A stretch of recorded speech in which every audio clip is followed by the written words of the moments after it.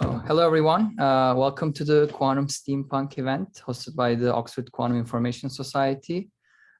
Today's session will be moderated by Amy Sarl, who is doing a PhD here at Oxford at Vlatko Vedrelski in Quantum Foundations. Yeah, information and foundations. Okay. And Amy was the president of the club before me, so I'll let you take over from here. Yeah, so I'm super keen to have this event. It was actually organized, as president, but yeah, it's going ahead now, which is super exciting. So today we have with us Dr. Nicole Halpern. She's joining from the University of Maryland, where she's an adjunct assistant professor. So Nicole is a researcher working on quantum information and thermodynamics, and in effect trying to bridge the gap between the two, so transport concepts from one field to the other. Yeah, she's won a number of awards, which recognize her contributions to these fields. So the Ilya Prigogine Prize for Thermodynamics for a PhD thesis. And then in 2020, she received the International Quantum Technology Emerging Researcher Award from the IOP. So that's the Institute of Physics. So yeah, her book, Quantum Steampunk, I'll just hold it up so people can see the essence of it there. So yeah, I was lucky enough to get a copy from them, which I've sort of read and really enjoyed actually. So we're going to be asking Nicole some questions, and then at the end we'll have some audience questions. I've also got some from the sign-up form here, which I'll read at the end.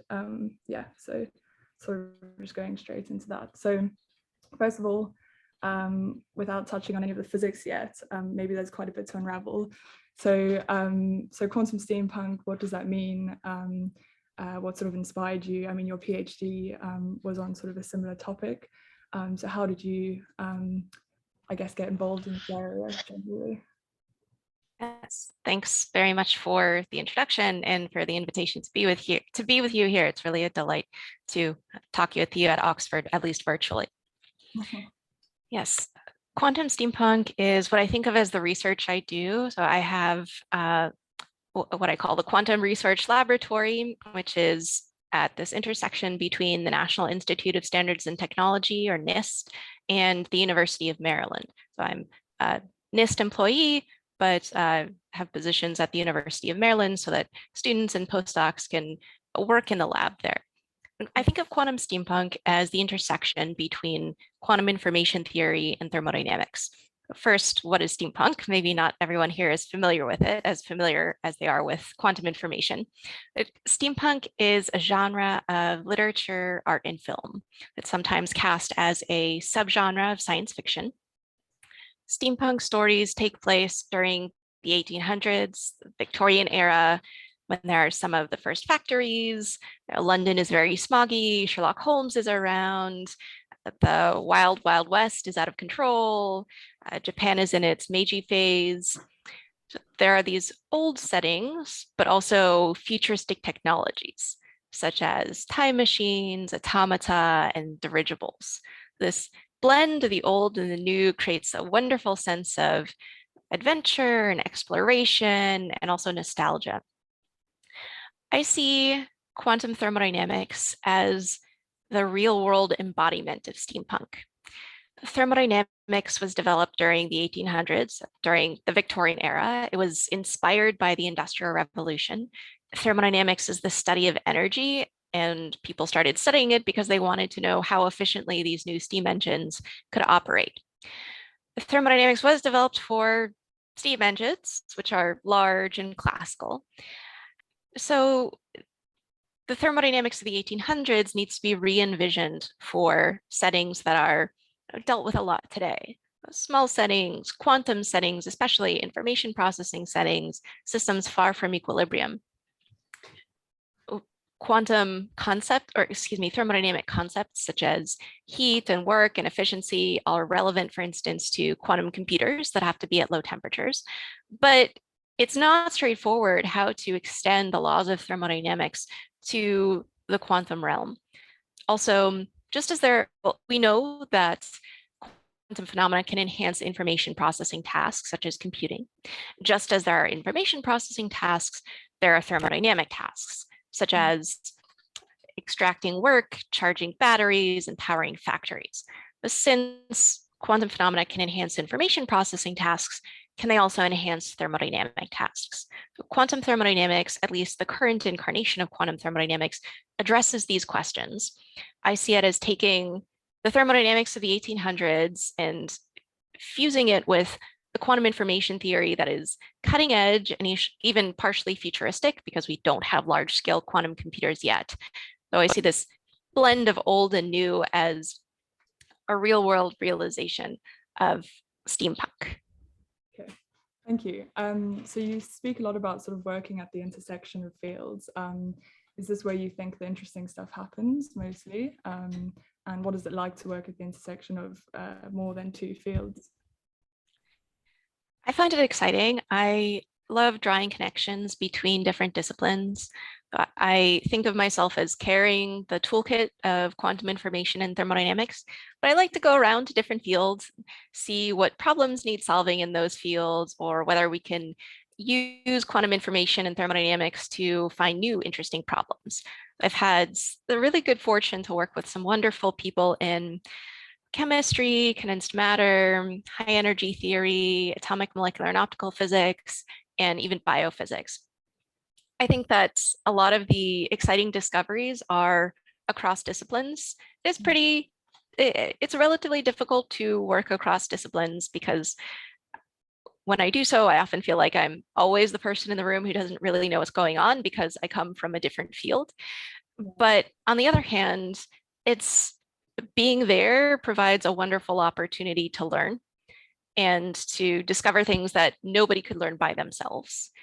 Also, fortunately, in science, especially in some of these fields, there are some very considerate and kind people who are willing to teach people from other disciplines so that I can acquire their toolkits, we can solve the problem together, and then can use that toolkit to go into another field and try to answer questions there. Right, okay. Yeah, that makes sense. And we'll touch back on sort of the work you've done later, but for now, let's speak a bit about the book. So just briefly, what is the book about and who is it aimed at? The book is about quantum thermodynamics, especially this quantum information theoretic flavor of quantum thermodynamics that has, thanks for showing the cover, that has really boomed over the past decade. And I should emphasize that this is a very international movement. It's relatively small compared to, say, condensed matter, but it's growing. It has lots of energy and lots of people have joined, especially over the past few years. Could you remind me of the rest of your question? Yeah, so what it's about and who's it aimed at? So what kind of people are you hoping buy the book? The book was written for the educated general public, the people who might like to read Stephen Hawking's books or watch Brian Cox or Brian Greene, depending on which side of the Atlantic you're on. The educated general public does include scientists. So I hope that a lot of scientists do have fun reading this book, especially ones who are who have heard about quantum information, quantum computing, quantum thermodynamics, and want to know what all the fuss is about. Yeah, I did my undergrad at Manchester, so I know Brian Cox is a big household name in the UK. But yeah, so yeah, you give a funny anecdote near the beginning about your biology teacher telling you that whenever you don't know the answer to something, you should write liver because this has a high probability of being correct. And then you go on to say in quantum information, entropy is sort of the equivalent idea because it crops up just about everywhere. So could you explain a little bit about what entropy is for those people who don't know? And do you believe this is, so to speak, kind of the central topic which links together all these different fields? Sure. Yes, I had this wonderful biology teacher who she has attitude. She has a very large personality. And she has these 7 answers to biology that are just a lot of questions in biology have these as answers, like to increase genetic diversity and to increase surface area, and liver because the liver performs some absurd number of functions in the human body.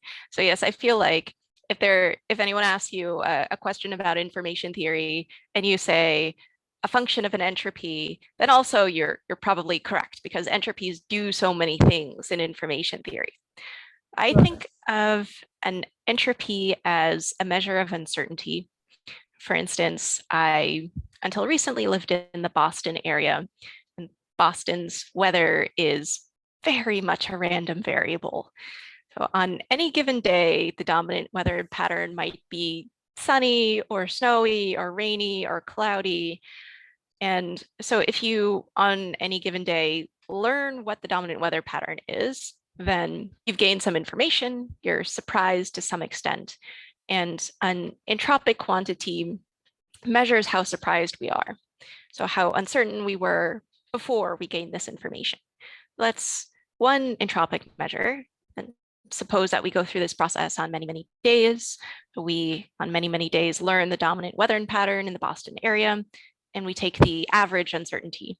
That's another entropic quantity.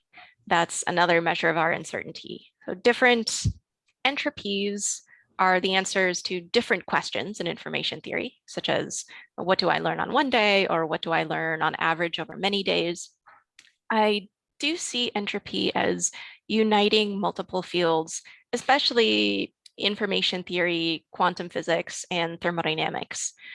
In thermodynamics, at least traditionally, we focus on large-scale quantities that characterize a whole system. Suppose that we have a whole bunch of particles, like we think of the steam in a kitchen that comes from a pot that's boiling. That steam has large-scale properties such as its pressure, its volume, and its temperature. In thermodynamics, again, traditionally, things are a little bit different nowadays. We would focus on those large-scale quantities because those are the ones that we can measure relatively easily. We don't have to have a quantum gas microscope to measure just the temperature of steam. So suppose that the steam does have this set of large-scale quantities, then there are many different microscopic configurations of the particles that are consistent with this pressure and volume and so on. Suppose that we don't know which microscopic configuration the particles are in. We don't know all the particles' positions and momenta and so on. And given that we just know these large scale quantities, how uncertain are we about the microscopic configuration of the gas? That's the thermodynamic entropy. In quantum physics, we use entropies because uncertainty is a fundamental principle in quantum theory. For instance, if we have a system and we perform a measurement of it, then usually the outcome has some randomness in it. So randomness is built into quantum theory, and so uncertainty is built into quantum theory. So I really do see entropies as uniting quantum physics, information science, and thermodynamics. Right, thank you. And I should say that there's sort of a story that follows throughout the book with some characters, Audrey and Baxter. And I mean, without giving away too much, is that sort of meant to replace the Alice and Bob of the typical thought experiments that we find in quantum information? Yes. Okay. The book is mostly nonfiction, but each chapter does start with a little snippet from an imaginary steampunk novel that I dreamed up. The characters are given names Audrey and Baxter and so on partially because they're nice Victorian names and so they fit in a steampunk novel, and partially because it is really useful to talk about or to formulate problems in information theory and quantum information theory and thermodynamics in terms of agents who are given some resources and trying to perform some tasks, such as powering factories or sending information down noisy channels. As you pointed out, usually in information theory, we call the characters, the agents in our story, Alice and Bob, and Eve tries to eavesdrop on them, so she's the villain. In the imaginary steampunk novel, I gave the characters names Audrey, Baxter, and Ewart. They also have a friend, Caspian, who stands in for the usual information theoretic Charlie. to change things up a little bit. Right. Yeah. Yeah, I found that if people with quantum information theory backgrounds do recognize why I chose Audrey and Baxter, A, B, C, and E, and people from outside the field just like the characters. Right. Yeah. Yeah, I mean, resource theories are this kind of central thing in the field, and you do mention at some point that they've sort of started to move outside of quantum information and find use outside of that. So could you speak a little bit about sort of how resource theories are used? Because I think that's one of the chapters in the book, and how why they're useful, and yeah. Sure. So the resource theory framework is a toolkit that was developed in quantum information theory. A resource theory is a simple information theoretic model for a situation in which the actions that we can perform and the systems that we can access are constrained. For instance, suppose that we have a thermodynamic agent in an environment that has a fixed temperature. This agent is constrained to always obey the first law of thermodynamics, which is that total energy in the system must be conserved. And the agent can easily access systems in the environment, systems that are at this fixed temperature, but can't easily access other systems. But suppose that the agent is given as a gift some system, like a charged battery, that's not at equilibrium, then what can the agent accomplish with it? What transformations are possible? What transformations are impossible? If the agent tries to perform work to prepare a system or to extract work from a system, how well can they do that? How much work can they extract? How much work do they have to pay? This way of thinking has proved so useful that loads of resource theories have been defined. Some are very quantum information theoretic. There's a resource theory for helping us understand the value of entanglement. If we are poor classical agents who can't create controlled entanglement easily, everything in a resource theory that is not easily accessible is a resource because it's scarce. And it might be valuable because it could be useful for performing some tasks, such as simulating a quantum channel. Resource theories for thermodynamics have been defined. In the book, I talk about how I had the wonderful fortune to connect with a theoretical chemist, David Limmer at UC Berkeley. Right. He thinks about a lot of things, but one of those things is a molecular switch. It's called a photoisomer. We have these in our eyes. They're easy to create, they're easy to control. They crop up a lot in nature and technology. One of these molecules will start in some configuration, and then if you shine light on it so it absorbs a photon, it has the opportunity to switch configurations. And these molecules are kind of complicated. They're small, they're quantum, they're far from equilibrium. They undergo adiabatic, non-adiabatic transitions. So people have used a lot of computing power to model them, and also some assumptions that could be useful for gaining mathematical headway, but that we might not really want to make. So David wanted a simple, general thermodynamic style bound on the probability that this molecular switch would switch. We modeled that molecular switch in a resource theory for thermodynamics and took the relevant theorems that we decided were relevant from the resource theory literature and evaluated them on this molecule to answer his question. Mm-hmm. That was a lot of fun. David taught me a lot about this molecule, and I occasionally get to pretend that I'm a chemist when I'm presenting about it. He got his question answered, and then some people followed up on this and theoretically, and we're hoping there might be an experiment. Right. How did that collaboration sort of come about? Was it, how did that start? I was visiting UC Berkeley basically to meet people and share ideas. I talked to David and asked about his interests, And I came as a quantum information theorist.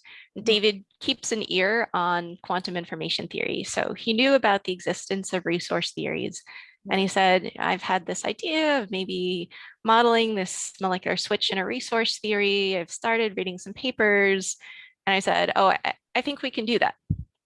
Yeah. So a little while later, I came back specifically to work with him. We had a lot of conversations about how the molecule would fit into this resource theory and which resource theory theorems we should apply to the molecule, and ended up with a paper. Nice. Yeah, so I guess sort of more going to sort of deep questions. So throughout the book, there are these kind of thought experiments on quantum thermodynamics, where you have kind of these quantum particles moving around in boxes. And then on the other hand, we're trying to kind of link this to sort of, I guess, questions in other fields. And one of the things you speak about is this is black holes, and I guess that's a big topic on people's minds at the moment. So yeah, do you think that these kind of thought experiments, and specifically quantum thermodynamics, studying this could help answer questions about sort of black holes and quantum gravity and that kind of thing? Yes, so in the book, there's a chapter about taking this toolkit of quantum information theoretic thermodynamics and bringing it to other fields to see if we can answer questions in those fields or discover new questions. The example that I gave in the book, well, maybe I'll read it or leave it for people to read, because I've actually just been working on another application to black holes.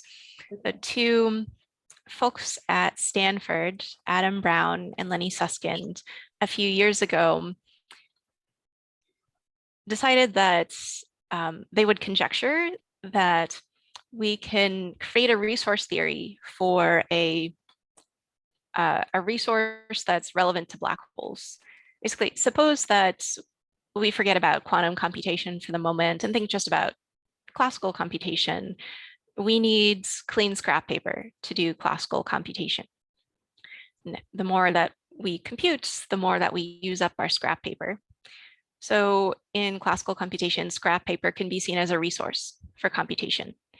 In quantum computation, there is an analog of clean scrap paper. And the notion is that this is a valuable resource. There are different ways that we can measure how close a system is to being clean scrap paper for a quantum computer. They posited one measure and said, if something is close to clean quantum computational scrap paper according to this measure, then it's useful, at least in a simple thought experiment. But we think that this notion can be expanded and formalized in a resource theory for basically clean quantum computational scrap paper. The name isn't quite that. So last year, some collaborators and I, who are quantum information theoretic thermodynamicists, who defined this resource theory that they were looking for. So there was this problem in the black hole world, and we used our toolkit to try to meet that challenge. And now we want to see what we can do now within, say, the black hole context, now that we have this resource theory that has been defined. Right. And is that related to, so you mentioned right at the end, quantum information scrambling and OTOC, so out of time order correlators. So yeah, I was actually going. Yeah, this is. I'm curious about that too. Go ahead, yeah. So could you explain sort of how that fits into the context of things, and also you worked, I think that's sort of one of the big things you worked on in your PhD. So yeah, what that's all about. Yeah. So there's a direction. Is there a direction of time, and is that like this OTOC metric? Does that define it? If you can like speak more generally about it as well in terms of like time reversibility as well. Yeah, there are multiple stages of thermalization for a quantum many-body system. Let's suppose that we go to a really simple picture in which we think about just a classical gas in a box, like again, that steam rising from a kettle in a kitchen. The the system will thermalize, it'll come to thermal equilibrium, it'll come to be pretty uniform, spread across the kitchen, same with the same All right, temperature everywhere. so how are we coming along? You good? Sorry. Okay, so for number 2, what was your answer? Yeah, because you're the host. What 2 digits is it between? 0, 0 and 1? No. Participants. Yeah. And then that Oh, one. yeah. You. There you go. Yep. Sorry. Okay, we're good. This happens. So in the classical world, the process of thermalization is relatively simple. Now, suppose that we have a system not of classical particles, but a whole bunch of quantum particles. And these particles can interact with each other. There are multiple stages to the thermalization process. First, the particles, as they start interacting with each other, after a short while, if you look at any few particles, any small piece of the whole material, then those will look thermal as though they have some temperature. Then if you wait a while longer, then another stage of equilibration will kick in. This is called quantum information scrambling. And quantum information scrambling happens if there is many body entanglement spread all across the system, so that if there were any initial perturbation to the system, if you initially poked the system somewhere, then that information about the poke ends up spread all across the system in correlations across many, many particles. And then if you wait even longer, then there is even another step to quantum thermalization. The late chapter in the book discusses this second stage of quantum many-body thermalization, information scrambling. I kept hearing about it. Oh, is it possible perhaps to... Maybe if you make Simone the host, you can mute people. Yeah. Yep, good. Is that all right, Simone?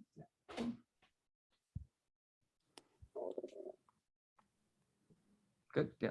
I think everyone's muted now. Great, thanks. Are we muted? We're not muted. Okay. Are we? When I was in grad school, I kept hearing about this quantum information scrambling. I saw all these seminars about it. People kept talking about it. And I thought, oh, this is just a fad. I don't really need to pay attention to it. But then one day I realized that it was really about the flow of time, because time flows when information spreads out and is dissipated, just as information about that initial poke of the system is spread out across the quantum many-body system in many-body entanglement. And then I started caring a lot. So I talked with my advisor, John Pascal, and said, I keep encountering this concept of scrambling. I feel like maybe I should try to do something with it. What should I try to do? So we kicked around a number of ideas. And eventually he said, well, you like fluctuation relations, don't you? Well, fluctuation relations are results in non-equilibrium statistical mechanics. They are strengthenings of the second law of thermodynamics. So the second law of thermodynamics is an inequality that also helps us understand why time flows. There are many different ways to state the second law. One is for every closed, isolated system, the thermodynamic entropy just increases or remains constant. So very, very loosely speaking, the disorder in a system increases or remains constant. Entropy at the later time is greater than or equal to the entropy at the earlier time. The second law of thermodynamics describes very well systems that are infinitely large, which we don't have in the real physical world. And also, strictly speaking, it applies to an equilibrium initial states and an equilibrium final states. The equilibrium is a really idealized, really quiet state of matter. In equilibrium, there are no large-scale changes of temperature, pressure, or energy. there's no net flow of anything into or out of its system. The world around us is largely non-equilibrium. We as organisms eat food and radiate heat. So it makes sense to try to extend the second law of thermodynamics. One way this has been done is through fluctuation relations. So a fluctuation relation is an equality. So it's stronger than this inequality. It gives us more information. It can describe small systems, it describes far from equilibrium systems, and it gives us more detailed information than the second law of thermodynamics does. So I had a couple of years earlier taken fluctuation relations, which describe small systems very well, and combined those with a toolkit from quantum information theory for also describing small systems. So I had some experience with fluctuation relations, and John's comment really resonated with me because fluctuation relations are strengthening of the second law. They help us understand the flow of time, the dissipation of information. That's really what quantum information scrambling is all about. So I decided that I would derive a fluctuation type relation for quantum information scrambling. I managed to, and that really changed a lot of my career. It's pushed me a lot more into many body physics, high energy physics, atomic, molecular, and optical physics, and condensed matter, and enabled me to interact with a much broader range of ideas than I had been used to. So that led to a whole program of research that led to the resource theory paper that I mentioned for the Stanford black hole physicists a few minutes ago. Right, yeah. No. Yeah, you go ahead. And do time crystals kind of bypass the second thermodynamic law through this Autok parameter, or Yeah, so time crystals are non-equilibrium systems, and they, yes, the second law of thermodynamics doesn't seem so relevant to them, right? Because they're far from equilibrium, and so we're not, so they shouldn't be thermalizing, and so they kind of resist this progression to thermal equilibrium that we would expect of, again, some steam that is spreading across the kitchen. That's another example of a really interesting quantum many-body system, or a quantum system far from equilibrium. Yeah, and this process of sort of speaking to people and then finding connections between fields, is that something that you've found has become easier throughout your career so far? Sort of, I guess for a lot of people, it seems a bit alien, the idea of, you know, being able to sit down and derive an inequality, but what's your sort of like approach to that? Yeah, the tendency to try to connect different fields or quite disparate ideas is something that I feel like I've been inclined toward for a long time. It's certainly become easier to talk to experimentalists now that I, as a theorist, have spent a lot of time talking to certain experimentalists, so I know which parameters are important and which measured quantities to ask about. That's certainly developed over the course of my career. I started my work in quantum information thermodynamics as a master's student at the Perimeter Institute for Theoretical Physics that has this funky little one-year master's program called Perimeter Scholars International. I loved hanging out with the Quantum Foundations group, as my advisors were in quantum foundations and quantum information. So I had a lot of fun in very abstract theory. I still have fun in very abstract theory, but during my PhD, I was in a very different sort of school. Caltech has a lot of condensed matter and experiments, and I started being inundated with with conversations about experiments and so on and so forth. So I started heading more and more toward many-body physics and experiments. And then during my time as a postdoc, I started a whole bunch of collaborations with experimentalists. That's been a lot of fun. It's really been a blessing. And I feel like it's very satisfying to take an idea from very abstract theory into an experiment. It certainly involves different skills than just doing the abstract theory or just working with experiments. But again, I've been very grateful to have help from wonderful collaborators who are willing to teach me about the experimental language or a particular mathematical toolkit. Mm-hmm. And is Maryland, would you say, quite an experimental place, or still a mixture of the two? I mean, I should say your research group at the University of Maryland, is that, do you have I mean, who's working with you? Is it theoreticians or experimentalists or both? My group is a theory group. All the students and postdocs in the group are theorists, although some have some experimental inclinations. So we will see, maybe some people will end up as hybrids. Our collaborators run the gamut from abstract theorists to experimentalists.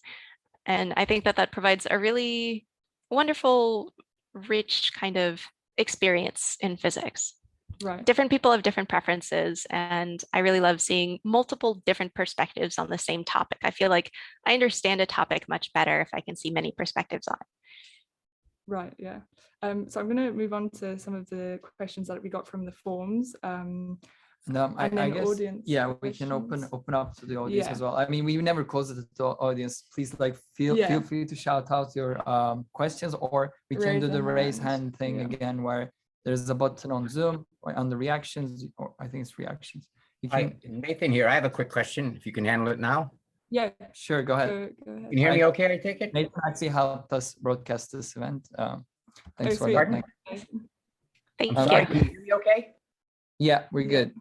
Okay, so I see a connection here between your work, at least as you're expressing it now, and the whole idea of thermodynamics in the 19th century. You know, it started about 1810, and then it was like for the next 30 years, they had steam engines going across continents, going across the ocean, but nobody understood the theory. I mean, if I remember correctly, Clausius didn't come up with the entropy concept, I don't know, 1840, 1850.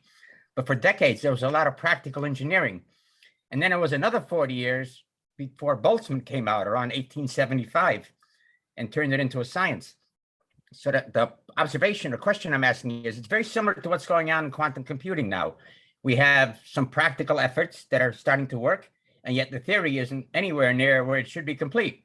So I'm wondering what you think of that analogy between the two fields, that it might take us 10, 20 more years to get quantum to the point where thermo was, let's say in 1850. Yeah, that's a great question. There's certainly been in both fields an important interplay between experiment and theory. Some people might see quantum theory as more advanced than quantum experiments. Theorists have developed this whole theory of quantum error correction that requires tens of thousands of qubits, whereas experimentalists have just about some tens of qubits. There's certainly a lot that we still want to understand about quantum systems, especially quantum many-body systems. For instance, the picture that I described of thermalization in quantum many-body system, it's consisting of multiple stages, has been put in place within the past few years. It is just difficult to simulate quantum many-body systems on a classical computer.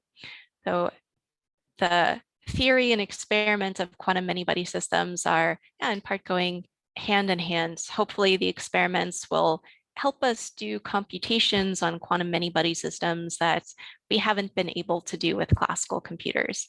And in turn, hopefully we can build these large-scale quantum computers by using theories like quantum error correction. Thanks, that's clarifying. I mean, one of the things that amazed me, just to end with this, is they didn't even understand what temperature was until 1830 or 40. And yet they had steamships going across continents. I mean, steam, you know, trains. So it's amazing. Impressive, yes. Thank you. Are there any other raised hands. I can't see any.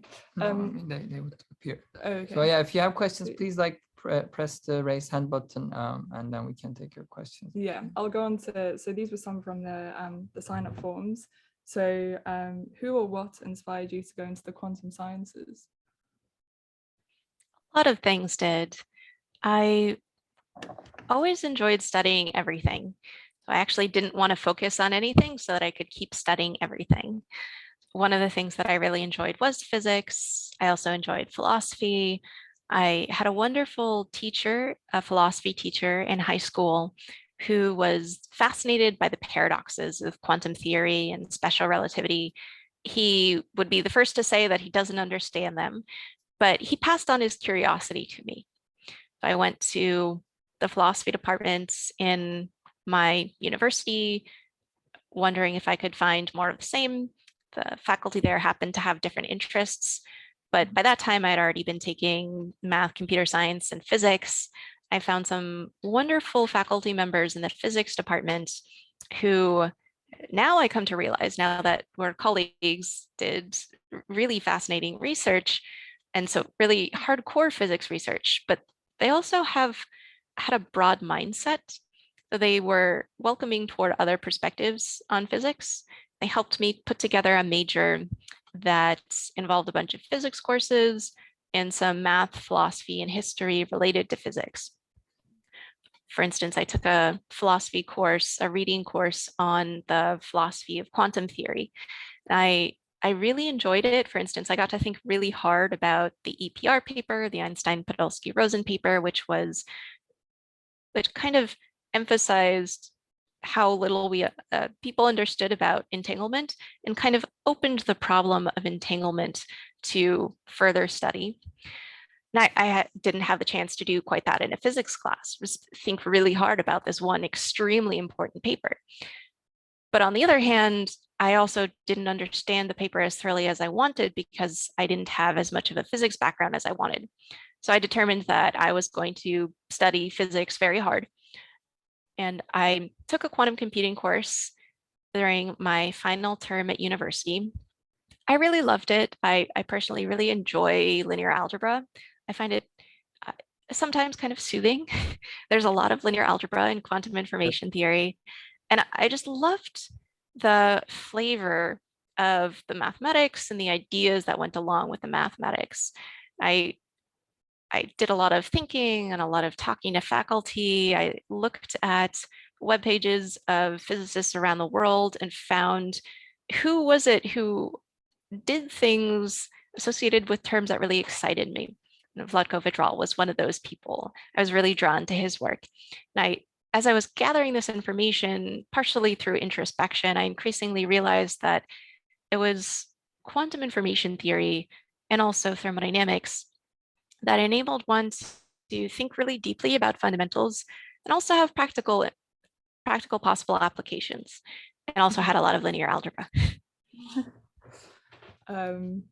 Cool. Okay, what else have we got on here? Oh, which university did you do undergrad at? That's not on here. I was just wondering where you did. I was at Dartmouth College. Okay, nice. So, okay, first books often lead to second books. Does Nicole have any ideas for a second book? And if so, what can she share? I feel like the second book has to be a novel. I suspect that in some other universe, there's a copy of me who is a novelist. I'm glad that I'm in this universe and a physicist, but I feel like I should write, I should publish novels at some point. The research comes first. So I have, I plan to indulge in a lot of just focusing on research. Actually, writing the first book really wasn't bad and really helped my research a lot. So I was really grateful for that. But I think I need to take a little time, and then it would be nice to publish some novels. Nice. But would that be in science fiction or just general novels? Along the lines of fiction and fantasy. Right. Okay. Do you have some favorite novels that you want to share with us? I have so many favorite novels. I think that an absolutely wonderful one is Jonathan Strange and Mr. Norrell by Susanna Clarke. I also want to put in a plug for Diana Wynne Jones. Diana Wynne Jones was a really great science fiction and fantasy writer of the 20th century. Sadly, after she passed away in, I think, 2011 or so, her books were sold a lot less, especially in the United States. I've still found books of hers actually possibly reissued in new editions in the UK, which I've really appreciated. So I've been really sad that people in the US have heard of her less and less, because she just crafted amazing worlds and stories. Her descriptions were, I think, at just the right level to provoke the imagination, and crafted really entrancing stories, really absorbing stories. Also, some works of hers might have been the first steampunk, amongst some of the first steampunk works I encountered. She wrote a wonderful book series called The Chronicles of Crestomancy. When I read it, I had no idea what steampunk was. I was just very drawn in by the aesthetic. It was only years after that I realized that Diana Wynne Jones was writing steampunk works, which of course I came to appreciate as a quantum physics researcher later. Right, thank you. Oh, and anyone who wants to know more about novels, I have plenty more to say, but I should probably end things there for the sake of keeping the conversation capped. Have a whole nother interview on that, perhaps. There's a question from the chat. Thanks for the introduction, Nicole. How do you think about the link between mathematical logic and quantum terminalization, such as Gödel completeness theorem, undecidability, and graph theory? There are really deep connections between those two topics. For instance, spin glasses are many-body systems that take a really long time to thermalize. That seems like a thermodynamic problem, but this problem of, say, identifying the thermal state of a spin glass is also a problem that has a well-known computational hardness. So there are very deep connections between the two. And also, I mentioned multiple times these many stages of thermalization in quantum many-body systems. We can characterize these multiple phases with information theoretic measures. Right. So I guess this kind of question has to be asked at some point. So how soon do you think quantum concepts such as computing will move from research to being practical? So like everyday implementation of quantum computers, how far away do you think that lies? I think that the answer kind of splits into multiple parts, because we have two classes of quantum computers. One class consists of quantum simulators. These are special purpose quantum computers that can solve just certain classes of problems. Those are pretty well developed. There are quantum simulators of up to 1 million particles, and they have been used to, say, discover new phases of quantum matter. And so they are being used to perform some computations that we can't perform on our classical computers easily. The other class of quantum computers consists of universal quantum computers. These are computers that we can program to solve any problem that we can solve with the quantum computer, and then reprogram to solve any other such problem. These are what people are, well, I think a lot of companies are aiming for this kind of computer. It's not as advanced because it is more versatile and so requires more effort to put together. We have quantum computers of this sort of some tens of particles. These computers are small and noisy, but they can achieve some things that classical computers would take a really long time to achieve. Those tasks, a lot of them aren't incredibly useful, but they just show that quantum computers can outperform classical computers.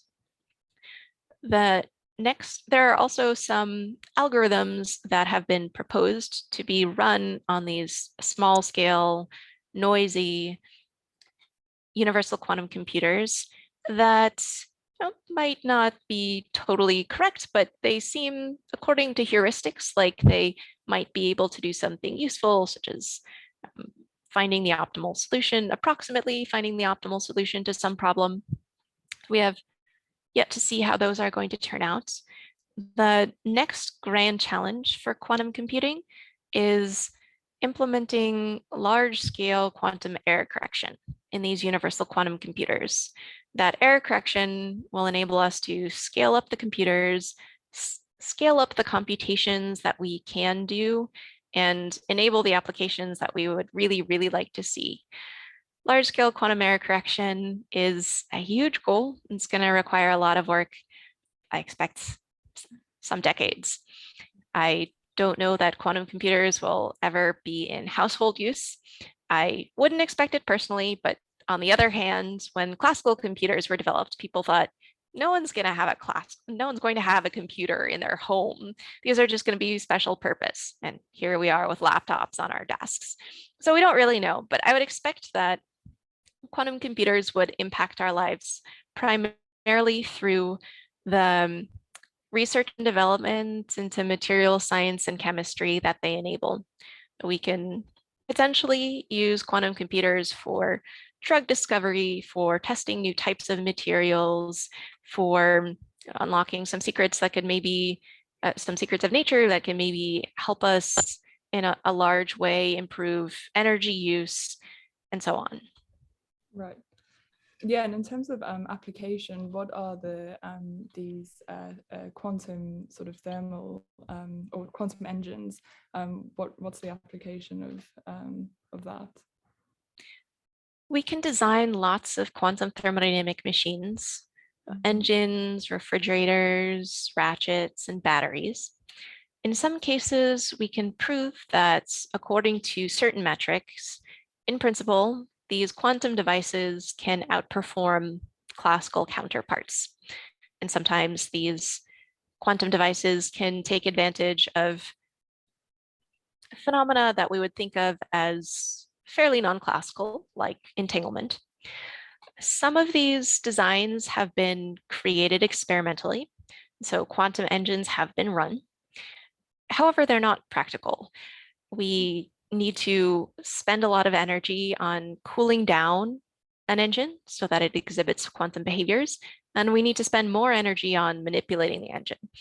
Since the engine is quantum, it can put out only small amounts of energy. So we invest more than we get out. But these experiments are useful because they show at least we can operate quantum engines. Furthermore, the community is now just starting to think about how we could make quantum thermodynamics practical. For instance, I'm collaborating with an experimental group, Simona Gasparinetti's group at Chalmers University in Sweden, on a quantum refrigerator that we don't have to directly invest work in. It just does its own thing and can cool down qubits to reset them for a quantum computation. So we hope that that will be an actually useful quantum thermodynamic technology. Do you want to switch to yours? I mean, we could this finish all the questions, so we could okay. just wrap it up. I mean, maybe one more question, just to wrap it up. So we have a few questions. One more question from the chat. okay. Yeah. Should we read that out then? Yeah. So just Chris is asking for a good textbook on thermodynamics, statistical physics for a beginning grad student. Other recommendation on that? Personally, I enjoyed Callan's textbook on thermodynamics and thermostatistics.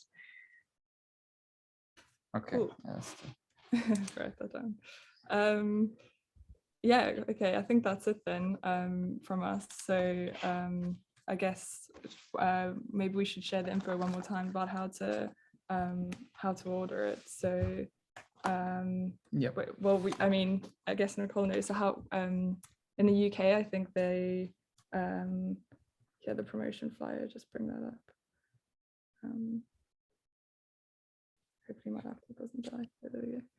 Yes, there's people could probably find it on Twitter. If they go to your account, Twitter account, or my Twitter account, we both retweeted this, that there are some flyers that you can use to get a discount code on Quantum Steampunk if you order from a certain source, Yeah. or if you are, walking by Blackwell's and you can pick it up there, or Waterstones or something. Oh, right, it's going to be at Blackwell's. Okay, that's great. Yeah, so I mean, if you're in Oxford, just go on into Blackwell's or Waterstones and grab it. It's really a great read. Yeah, and thank you so much for joining us, Nicole. Thanks so much for having me. This has been